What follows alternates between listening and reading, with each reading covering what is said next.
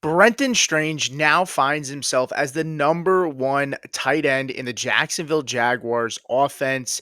He has two strong receiving threats around him in Brian Thomas Jr. and new rookie wide receiver Travis Hunter that are going to pull coverage away from Brenton Strange. I really like how he is set up for success in 2025. There was some talks and some conversations. Would this team bring in a rookie tight end or maybe a veteran in the offseason? But they didn't. And I think that signals their feelings towards Brenton Strange and for him to take a year three leap, like we've seen many times with tight ends in the past. When we look at Brenton Strange in games where he ran 30% or more routes, he averaged 5 targets and 9.4 fantasy points per game. He was on pace to finish as tight end 15 if he sustained that across a full season. But pretty much when Brenton Strange was on the field and he was running routes, he was productive in this offense, especially when Evan Engram missed time last season. And he was very efficient and reliable. 1.93 yards per route run was ranked 13th among tight ends last year. 97.6% true catch rate, which ranks sixth in the NFL last year.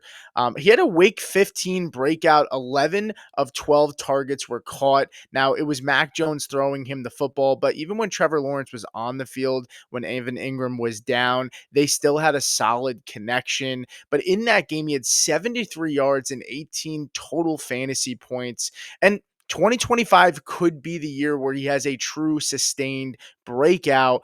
Again, third years for tight ends is historically when those guys do break out. And look, with Evan Engram gone, it's his job to lose. And he's playing under Liam Coen, who, if you remember, Liam Coen elevated Cade Otton to a career high target share in 2024. And again, he is surrounded by two elite playmakers in Brian Thomas Jr. and Travis Hunter. Both of those guys should demand a lot of defensive attention.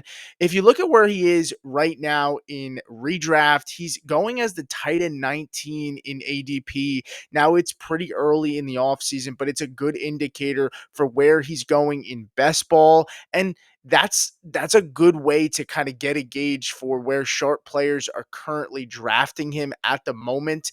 He's going late in drafts, right? It's a low risk, high reward, in my opinion. We saw him flourish and be successful, right, when he was given those opportunities.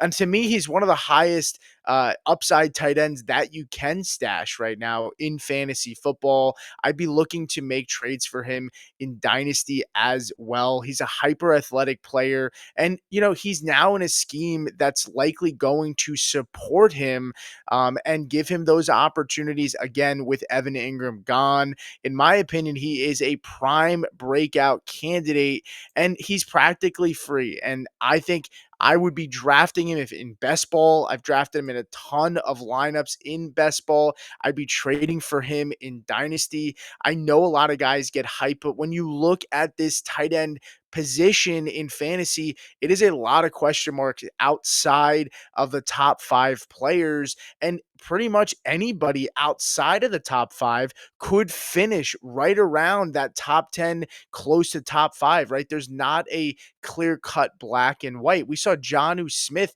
have a top five fantasy season at the tight end position last year. And guys like Dalton Kincaid and Kyle Pitts were fantasy duds last year who were getting drafted inside the top 6 to 7. So Brenton Strange is a player I would be targeting if I am, in dynasty startups, if I'm drafting in best ball. And he's a guy that I would be looking at in redraft as a player to stash and could be your tight end one, depending on where and how high you are drafting tight ends this fantasy season.